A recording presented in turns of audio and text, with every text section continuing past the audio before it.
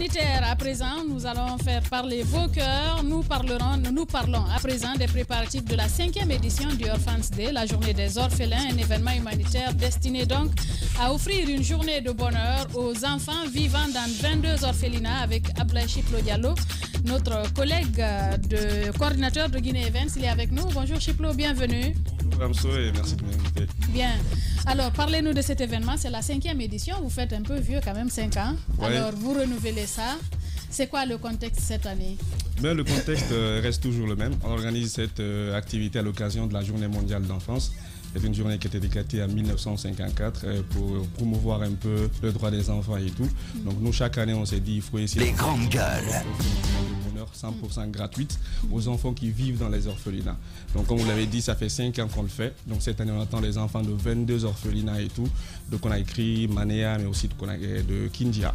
Donc l'objectif, c'est vraiment de leur offrir du bonheur avec beaucoup de choses au programme.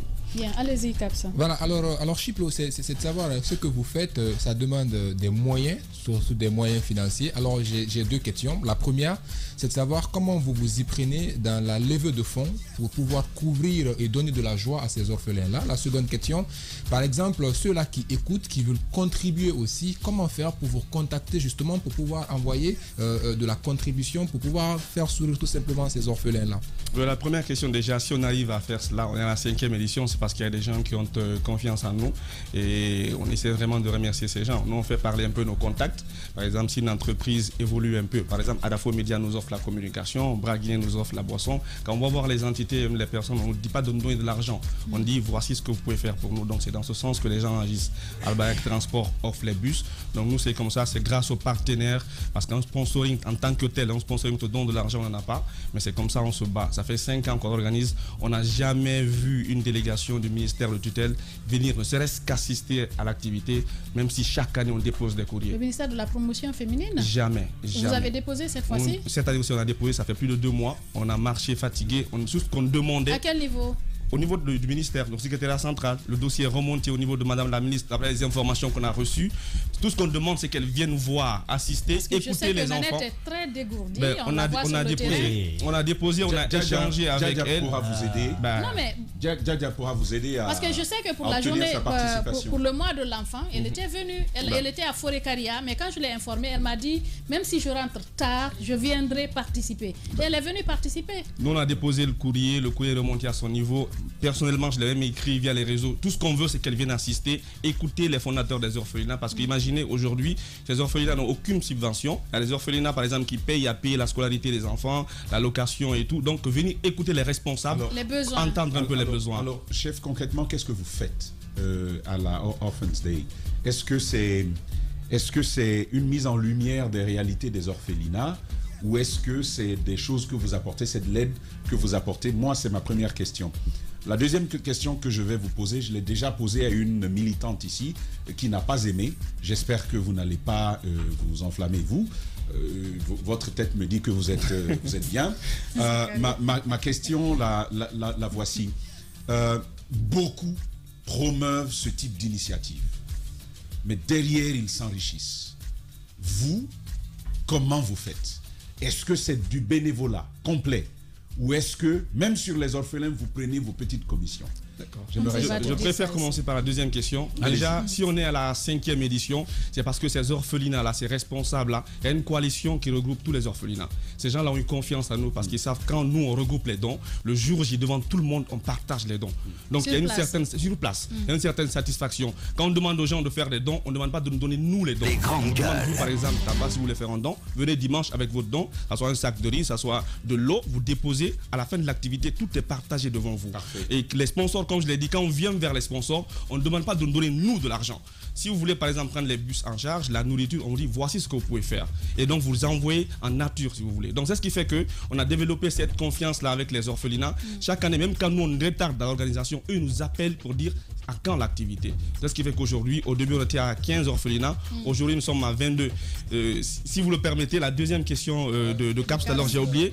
toute personne qui veut faire un don, ne serait-ce qu'à l'événement stylo, payer un cahier, tout ce que tu peux faire comme don, ou si tu veux venir travailler avec nous bénévolement le jour J, tu peux venir et en contact, comme il a dit, c'est le 620 13 29 13. Donc 620 13 29 13. Je posais cette question parce que j'ai vu de bonnes habitudes. Et j'ai vu de bonnes habitudes en Côte d'Ivoire. J'ai vu les mêmes choses récemment encore en France. Des gens qui n'ont pas d'argent, ça peut être même des enfants, des familles entières qui viennent et qui disent on n'a pas d'argent mais on peut servir. Ouais. On peut servir de la nourriture, on peut donner ceci. Et il y a beaucoup d'ONG comme ça qui viennent de changer. Attends, je vais dire ça. Ouais. Pour ça, je veux vous dire bravo. Quoi. Merci beaucoup. Bravo parce que je sais qu'il y a des gens qui disent on veut aider tel, mais derrière c'est pour s'enrichir. Maintenez votre cadence. Et je sais que beaucoup, eux tous, ils vont venir pour faire quelque chose. Oui, ouais. On ira. Il faudra juste rappeler la date et comment ça va se passer. On veut voir ta tête là-bas. Ouais. Ça se passe où? C'est demain. C'est demain. C'est ce don, c'est après-demain. Ce dimanche 20 novembre, c'est à l'occasion de la journée mondiale de l'enfance. Donc dimanche 20 novembre, de 8h à 18h, nous sommes à la Blue Zone. Le matin, on récupère tous les enfants dans les Blue Zone de Kaloum. Blue Zone de Kaloum, ouais. Donc jusqu'au soir, on est là-bas. Une journée complètement gratuite. On va s'arranger.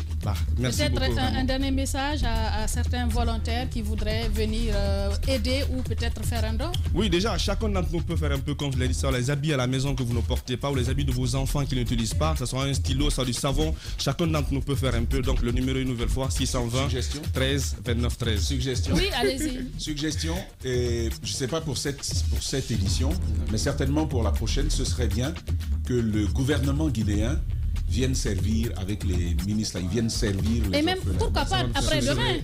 Pourquoi pas après-demain. Ça peut être un appel que on peut lancer cet appel. S'il y a par exemple un ministre, un secrétaire général, on ne parle pas à ta place, lui lance l'appel. L'appel est lancé déjà, le ministère de tutelle, on veut qu'il soit là pour écouter, voir ce qu'on fait, entendre un peu tout ce que ces fondateurs d'orphelins ont comme demande, comme besoin, c'est très important. Donc toute autre autorité, toute autre mécène, toute autre entreprise, toute autre personnalité qui peut faire quelque chose, que ce soit un don ou venir le jour J, travailler avec nous, ça nous fera plaisir. Abdoulaye, oui, allez-y rapidement. C'est une note noire, une page noire. C'est la mère de Fonike Mengue qui est morte ce matin. Donc c'est une déclaration c'est un communiqué du FNDC là où il est vraiment, c'est pénible et j'aimerais donc lui dire toutes nos condoléances. Nos sincères condoléances donc à la famille de Fonike Mengue qui vient de perdre sa mère. Merci à vous tous. Faites parler donc vos cœurs. Le ministère de la promotion féminine de l'enfance et des personnes vulnérables est interpellé ou toute autre personne d'ailleurs qui voudrait venir, ne serait-ce que rendre un service, servir à manger aux orphelins, être à côté d'eux, leur sourire. C'est une journée pour apporter de la lumière à des personnes qui en ont besoin. C'est un plaisir de vous servir en ce vendredi, dernier numéro de la semaine. Merci à Mohamed Kamara qui a géré les sons du côté de la radio. Merci à toute l'équipe de la régie. Vladimir Poutine, Nalaï Sidibé, Mafata Sano, Alassane Diallo, l'homme de nuit, Mamoudou Kondé, Foti Soumaï sont très nombreux de ce côté. Merci à notre médiatrice Aïssatou Sané. Merci à toute l'équipe, à tous les 5. C'est un plaisir d'être avec vous. Nous vous retrouvons lundi avec d'autres sujets d'actualité certainement plus croustillants. Au revoir.